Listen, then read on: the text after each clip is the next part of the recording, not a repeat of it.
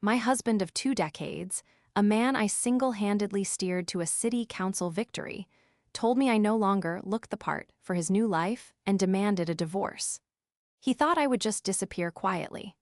So I did, right into the campaign office of his primary opponent, whom I secretly coached to dismantle him in a live debate they never saw coming. This is where the story truly begins, and you won't want to miss what happens. Make sure you're subscribed to see it through to the end. We're always curious. Where in the world are you all watching from today? Let us know in the comments.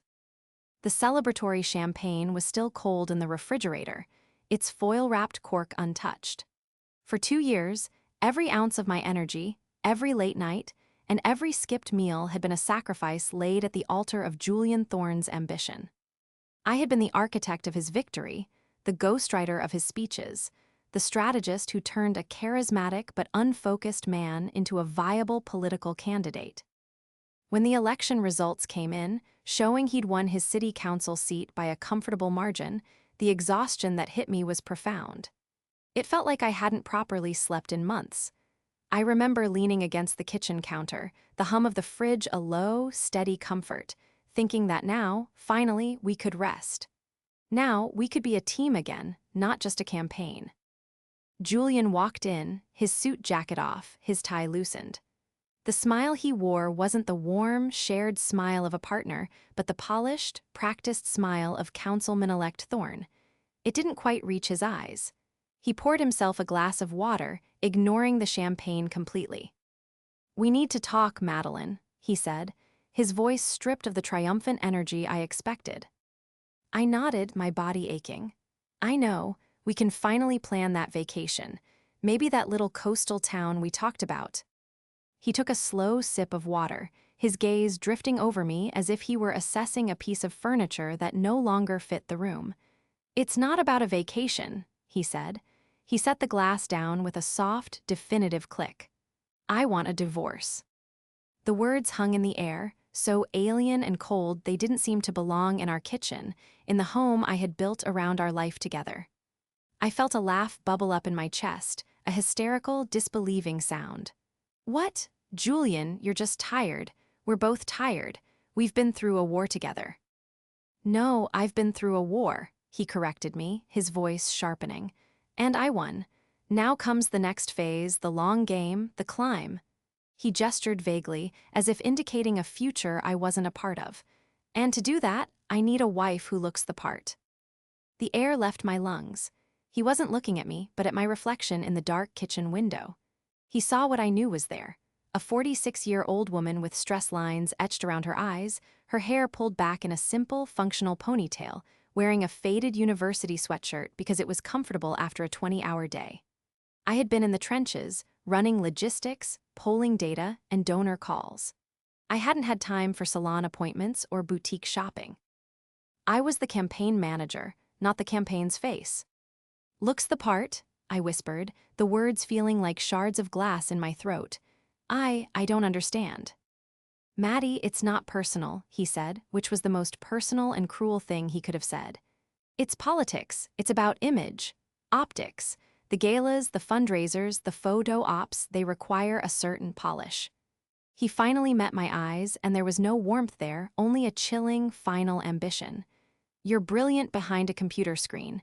You got me here, but your part in this is over." My mind flashed through 2 decades of my life. The career I had put on hold to support his. The inheritance from my parents I'd poured into his first, failed business venture. The nights I'd stayed up with him, talking him down from his anxieties and building him up, convincing him he could be the man I made everyone else see. All of it, I realized in that horrifying moment, had just been a stepping stone. I wasn't his partner, I was his launchpad. And now that he was in orbit, he was jettisoning the booster rocket. I stood there, hollowed out, the hum of the refrigerator suddenly a roaring in my ears. The man I loved, the man I had created, was discarding me like a used piece of equipment. The betrayal was worse than any political loss. It was the erasure of my entire life with him. The silence that followed his declaration was heavier than any argument we'd ever had. I didn't cry. I didn't scream. A strange, glacial calm settled over me. It was the same crisis mode focus that had allowed me to navigate the disastrous polling data from 6 months prior or the media scandal we'd narrowly averted in the final weeks of the campaign. My mind, the one he had just praised and simultaneously dismissed, was already processing, analyzing, and shifting from wife T. "Oh, strategist." "I see," I said, my voice eerily steady. "Where will you be staying?" My reaction seemed to unnerve him. He had expected tears, pleading, a scene. My quiet acceptance was not on the script he had prepared. I can sleep in the guest room for now. We can sort out the details with lawyers. I'll be fair, Maddie, I promise." "Don't call me Maddie," I said, the words sharp and clean. "Madeline, and you don't need to stay in the guest room. This is your house now, councilman. I'll be gone by morning." I turned and walked upstairs without another word, leaving him standing alone in the kitchen with his glass of water and his chilling ambition. My movements were mechanical. I pulled out the 2 suitcases I used for campaign travel and began to pack. Not everything, just the essentials. My clothes, my books, my laptop, and the framed photo of my parents from my bedside table. I left behind the life we had shared, the albums filled with pictures of a smiling couple, the furniture we had picked out together, the art I had so carefully chosen for the walls. It was all just part of a set for a life that was no longer mine. The next morning, as the sun cast long shadows across the living room, I carried my last box to the car. Julian emerged from the guest room, looking rumpled and, for a fleeting moment, uncertain. "You're really leaving?" he asked, as if he couldn't believe I would make it so easy for him. "It's what you wanted," I replied, not looking at him. I opened the car door. "Madeline, wait." He walked over, his expression shifting into one of faux concern. "Don't do anything rash. We can be civilized about this." I finally turned to face him, my hand on the car door. "Rash? Julian, I'm the least rash person you know. I am a planner, a strategist. You taught me that everything is a campaign. This is just a change in circumstances." A flicker of his old self, the man who relied on me, surfaced in his eyes. "What will you do?" he asked. "I'm going to check into a hotel, find a small apartment, and reassess," I said, giving him a bland, non-threatening answer. I needed him to believe I was broken and adrift. I needed him to underestimate me. It was the only advantage I had left. As I drove away from the home I had poured my heart into, I glanced in the rearview mirror. Julian stood on the curb, watching me go, his posture already straightening, already morphing back into the confident councilman. He thought he had won. He thought he had neatly excised the inconvenient part of his past. But as I navigated the familiar streets, a single, cold thought began to form in my mind, repeating itself like a mantra. He had forgotten one crucial thing. He had taught me how to fight, but he had never seen me fight for myself. He knew the strategist, but he had no idea what she was capable of when she was the one who had been wronged. In the sterile quiet of a long-stay hotel room, with its generic art and impersonal furniture, the weight of the last 20 years pressed down on me. Julian's betrayal wasn't a sudden act.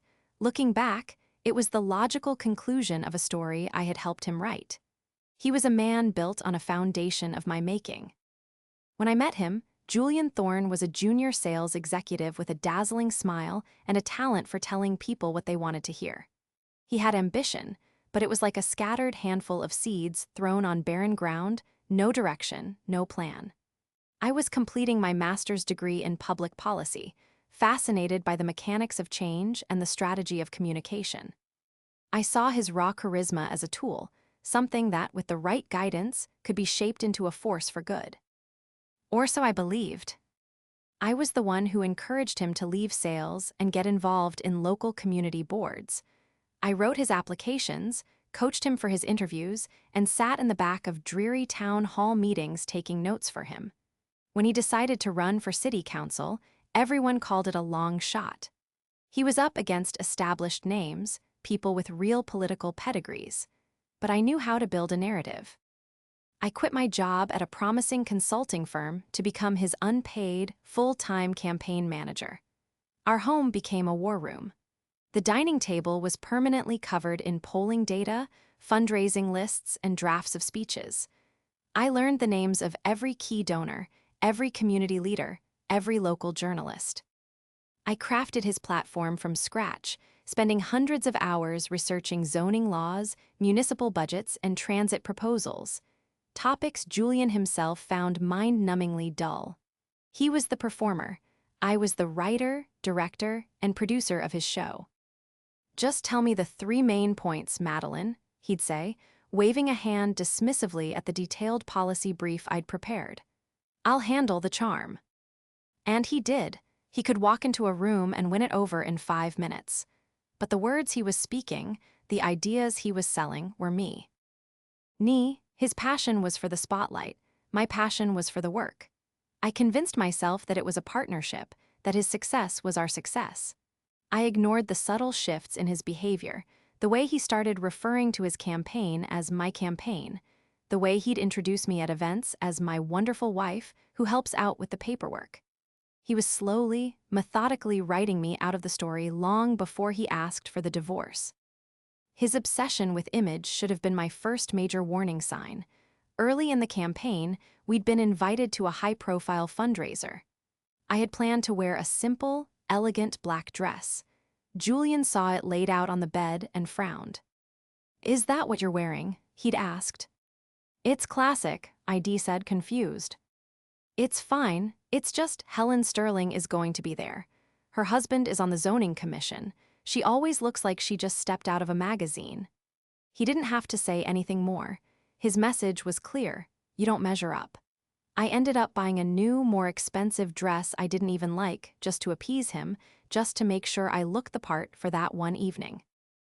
Now, sitting in my hotel room, I saw the pattern. Julian wasn't just ambitious, he was a narcissist who saw everyone in his life as either an asset or a liability. For 20 years, my brain had been his greatest asset, but in his new world of political glamour, my tired face and practical wardrobe had become a liability. He didn't want a partner, he wanted an accessory. And he had already found the one he wanted. I saw it in a news clip a week after I left. There was Julian at a City Hall press conference, and standing just behind him, looking on with rapt adoration, was Isabel Sterling, the wife of the zoning commissioner, a woman known for her impeccable style and her family's old money. She was everything I wasn't: polished, rested, and ornamental. She looked the part. The realization hit me not as a pang of jealousy, but as a clarifying, cold confirmation. This wasn't just an impulse, it was a calculated trade-up. For 3 weeks, I allowed myself to drift. I found a small, furnished apartment in a quiet part of the city, far from the neighborhoods where I might run into familiar faces. I went for long walks, read novels, and tried to quiet the angry, buzzing voice in my head. I was a ship without a rudder, a strategist without a campaign. The feeling of being useless was almost as painful as the betrayal itself. I was grieving not just the loss of my marriage, but the loss of my purpose. The turning point came on a rainy Tuesday afternoon.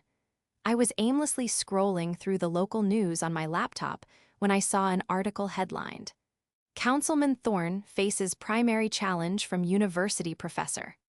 My fingers froze over the trackpad. The primary. In the whirlwind of the general election and the subsequent implosion of my life, I had almost forgotten about it. Julian's victory had been in a special election to fill a vacant seat. The full-term election was less than a year away, and party primaries were just 6 months out. I clicked the link. The article described the challenger, David Chen, as a 42-year-old public policy professor at the local university. He was running on a platform of integrity and data-driven solutions. The article included a short, slightly awkward video clip of him announcing his candidacy. He was earnest, incredibly intelligent, and completely devoid of political polish. He squinted in the bright lights, stumbled over a few words, and wore a suit that looked a size too big. The political pundits in the article dismissed him as a noble but doomed candidate, no match for the charismatic, media-savvy Julian Thorne. As I watched David Chen speak, something inside me shifted. The fog of my grief began to lift, replaced by the familiar, sharp clarity of professional analysis. The pundits were right. As he was, David Chen would lose. But as I listened to the substance of his words, I heard the echoes of good, solid policy. He had the right ideas, but he didn't know how to sell them. Julian had no ideas, but he was a master salesman. And I knew exactly how his sales pitch worked. I had written it. A new kind of energy surged through me, cold and powerful. My purpose hadn't vanished. It was right here, staring at me from a news website. My clever trap wasn't some elaborate, single act of revenge. It was a campaign. It was the one thing I was better at than anyone else. Julian had discarded his greatest asset, and now I would use that asset to dismantle him. I spent the next 2 days in a frenzy of research, the kind I hadn't done for myself in years. I compiled a complete dossier on David Chen. He was respected by his peers, beloved by his students, and had published extensively on urban renewal, one of the key issues facing the city. He was a widower with a teenage daughter, and his record was spotless. He was, in short, the perfect anti-Julian, a man of substance over style. My investigation then turned to his campaign. It was a shoestring operation, run by a few enthusiastic graduate students. Their messaging was clunky, their website was amateurish, and their fundraising was practically non-existent. They were going to be crushed. The decision crystallized in my mind. I wasn't going to be a victim. I was going to be a consultant. With my heart pounding, I found the contact email for his campaign manager, a grad student named Ben. I drafted a careful, professional email. I introduced myself as Madeline Thorne, a freelance political strategist with over a decade of campaign experience, specializing in local elections. I mentioned my track record of success with long-shot candidates and offered a 1-hour pro bono consultation to discuss their campaign strategy. I deliberately used my married name. I knew it would eventually get back to Julian, and I wanted it too. I wanted him to know, when the time was right, exactly who was behind his downfall. The response came in less than an hour. They were eager to meet. We scheduled a video call for the following day. As I closed my laptop, I felt a smile touch my lips for the first time in weeks. The game was on. Madeline Thorne, the unelectable ex-wife, was back in the fight. The video call with David Chen and his young campaign manager, Ben, was a study in contrasts. Ben was overflowing with a nervous, frantic energy, while David was calm, thoughtful, and deeply skeptical. He had the air of a man who was used to dealing with facts and figures, not the murky world of political operatives. "Ms. Thorne," David began, his tone polite but cautious. "Thank you for reaching out. Ben tells me you have some experience in this area." "I do," I said simply. "I've managed several campaigns at the local level. My last one took a candidate from a 15-point deficit to a 5-point victory." I didn't mention the candidate's name. I didn't need to. I spent the first 20 minutes listening. I had them walk me through their strategy, their key messages, and their target demographics. It was exactly as I'd suspected: earnest, well-intentioned, and utterly ineffective. They were trying to win a debate. I knew they needed to win a war. When they finished, I took control. "Professor Chen, your policy on urban blight is one of the most comprehensive I've ever seen. It's brilliant." David looked surprised and pleased. "Thank you. I've spent my career studying these issues." "And that's the problem," I said. "You're presenting it like a doctoral thesis. The voters aren't your students. You have 10 seconds to get their attention. Your opponent, Mr. Thorne, has weak, surface-level policies, but he can sell them in a 5-second soundbite. That's why he's winning." I shared my screen and pulled up a document I had prepared. It was a side-by-side comparison of David's messaging versus a revised version I had written. I had taken his dense, academic proposals and distilled them into sharp, memorable, and emotionally resonant lines. David's version.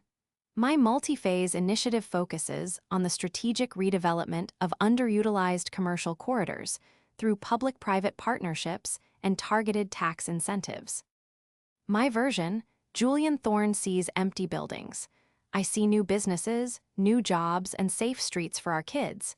It's time to rebuild our neighborhoods, not just talk about them. Ben's eyes went wide. Whoa. David leaned closer to his screen, studying the document. The skepticism on his face was slowly being replaced by dawning realization. That's much clearer. This is the first step, I explained. We need to reframe the entire debate. You are the candidate of substance. We will frame Julian Thorne as the candidate of style. You are the workhorse. He is the show horse. This was the first reveal, not a personal one, but a strategic one. I was showing David a path to victory he couldn't see on his own. I had to earn his trust with my expertise before I could ever tell him the full story. Over the next hour, I systematically dismantled his team's existing plan and laid out the foundations of a new one. I identified Julian's key weaknesses, not just in policy, but in character. His need for approval, his aversion to details, his reliance on a handful of memorized anecdotes. Your opponent gives the same 3 speeches everywhere he goes, I said. He just changes the opening line. I can give you a list of the questions he is completely unprepared to answer.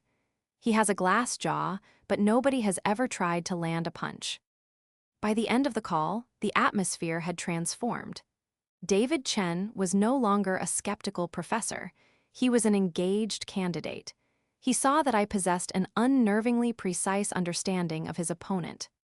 Madeline, he said, using my first name for the first time.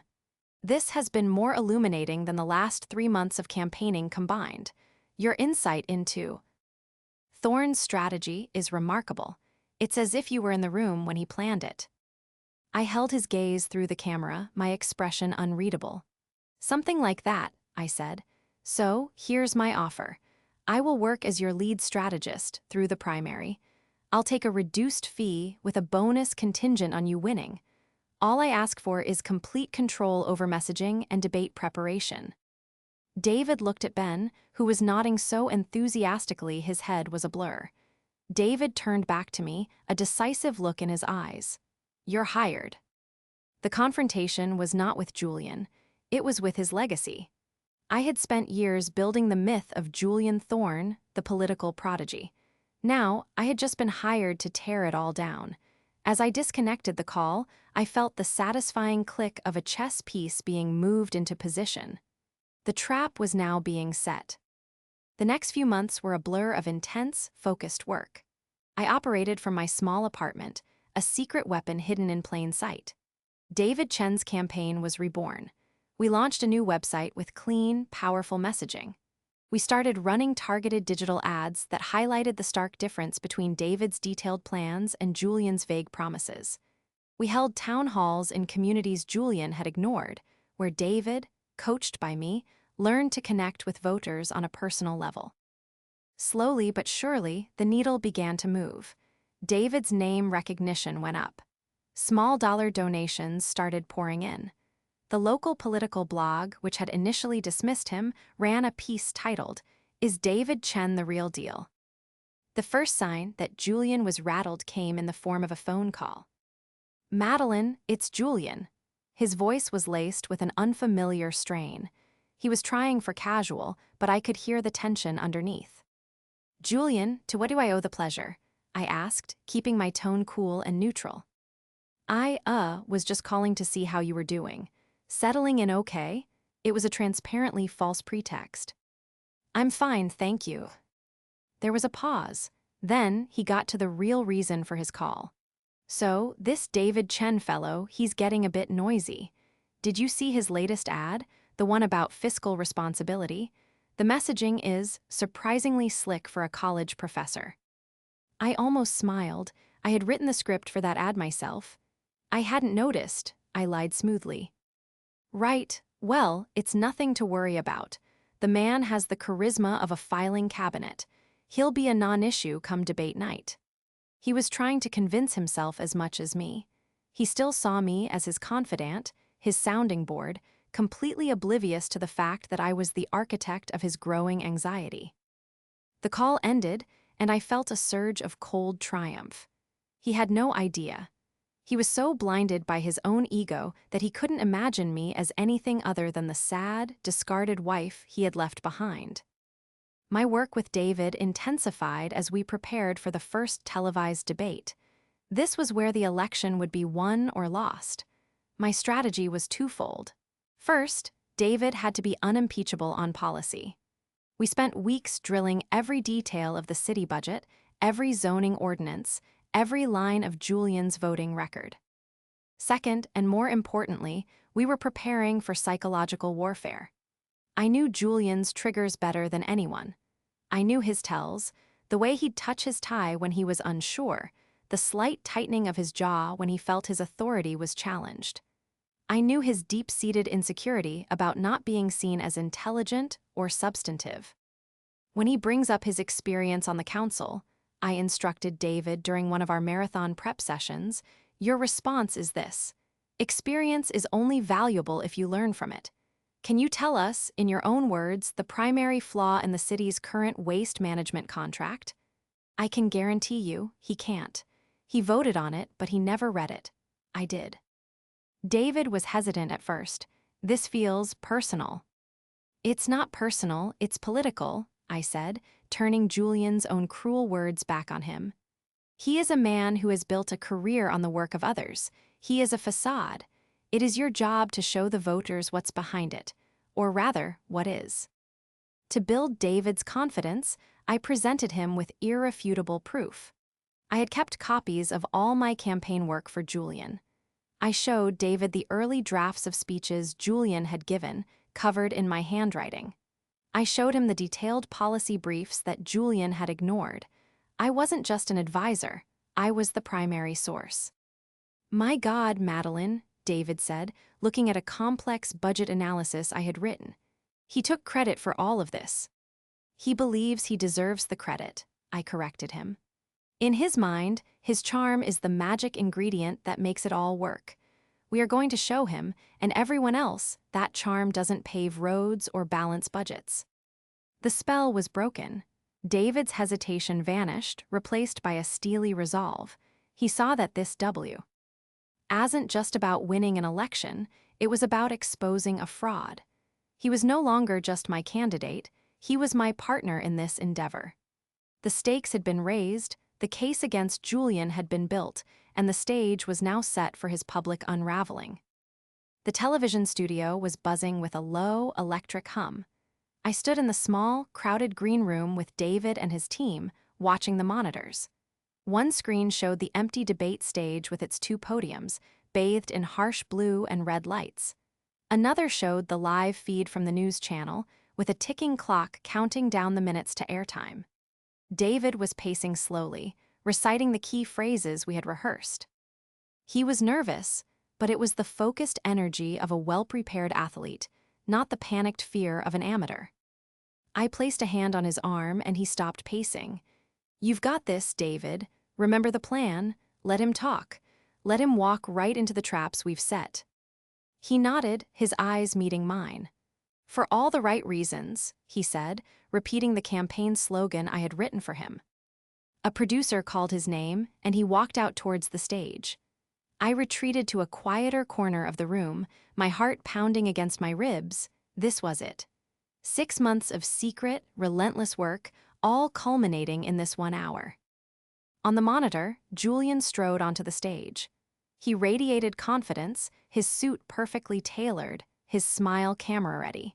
He looked every bit the incumbent. He shook David's hand with a condescending pat on the shoulder, a move we had anticipated. Julian saw David as a minor nuisance, and his arrogance was his greatest vulnerability. The debate began with predictable questions. For the first 20 minutes, Julian was in his element, delivering his polished, familiar lines. I could have recited them from memory. He was smooth, charming, and completely superficial. David, following our plan, was calm and steady, answering with substance and refusing to be flustered. The turning point came during the segment on the city budget. The moderator asked a general question about fiscal waste. Julian launched into his standard stump speech about cutting red tape.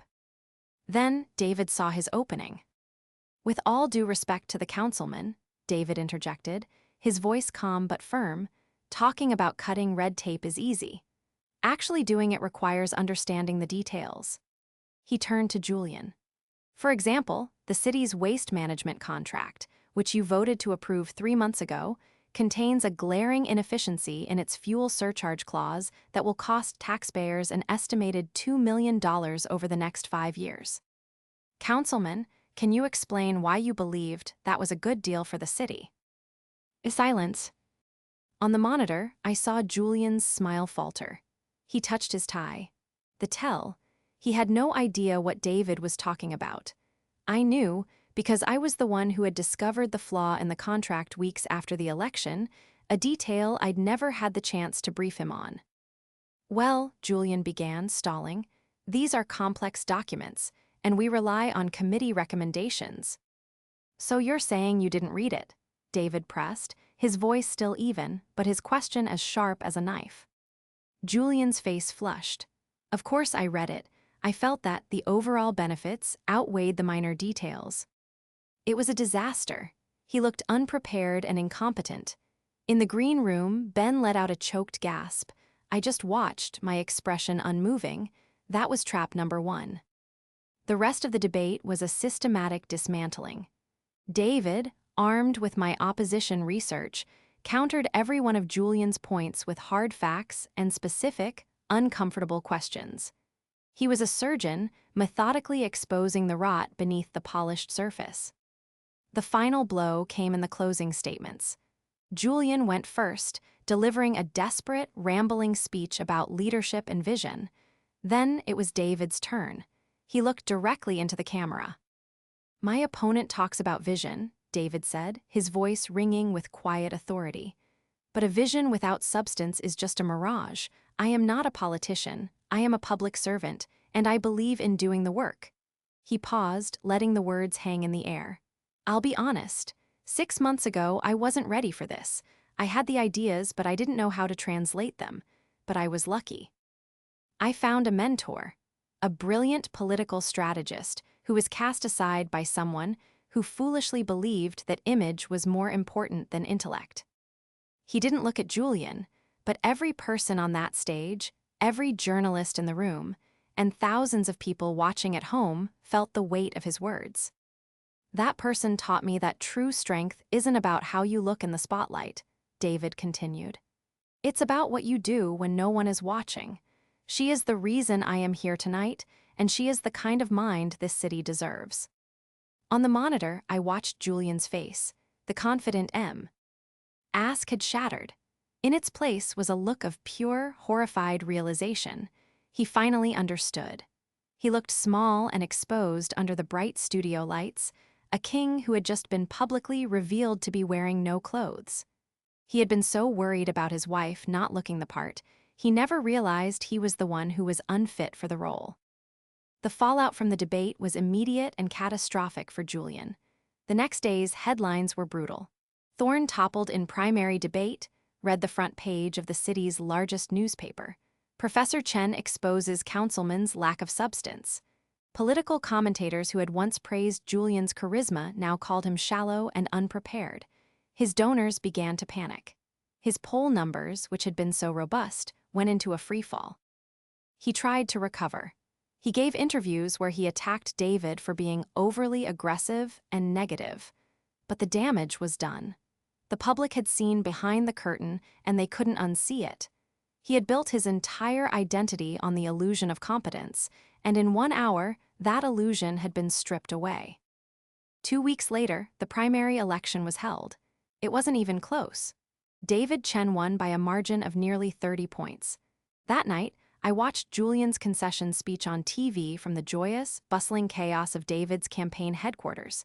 He stood at a podium alone, without Isabel Sterling or any other political allies by his side. He looked tired and defeated. He mumbled his way through the speech, a hollowed-out version of the man who had dismissed me just 6 months earlier. There was no joy in watching him suffer. There was only a quiet, profound sense of justice. My revenge was not in his pain, but in my own success. The day after the primary, my phone rang. It was David. Madeline, he said, his voice warm. I don't even know what to say. We did it. You did it, David, I corrected him. You did the work. I couldn't have done it without you, he said earnestly. Which brings me to my next question. The general election is in the fall, and if we win, I'm going to need a chief of staff. Someone I can trust. Someone with a brilliant mind who knows this city better than anyone. I was hoping that person might be you. Tears welled in my eyes, but they were not tears of sadness or anger. They were tears of relief and vindication. It was more than a job offer. It was a validation of everything I was, everything Julian had tried to tell me I wasn't. I was not the woman behind the man. I was the woman who had made the man. And now, I would be the woman leading in her own right. I would be honored, David, I said, my voice thick with emotion. A few months later, after David Chen won the general election in a landslide, I walked through the grand doors of City Hall. This time, I wasn't a spouse trailing behind a candidate. I was the chief of staff, walking to my new office, a corner one with a large window overlooking the city plaza. My name was on the door, Madeline Thorne. I set my briefcase down on the large mahogany desk and looked out the window. Down below, life in the city hummed along, the city I loved, the city I had fought for in my own way. I had lost a husband and a home, but I had found something far more valuable, myself. My worth was not tied to a man's approval or a glamorous facade. It was forged in my intellect, my resilience, and my quiet, unyielding strength. I had been told I didn't look the part, but I had proven that I was the one who was truly fit to lead. And in the peaceful silence of my new office, I finally felt like I was home.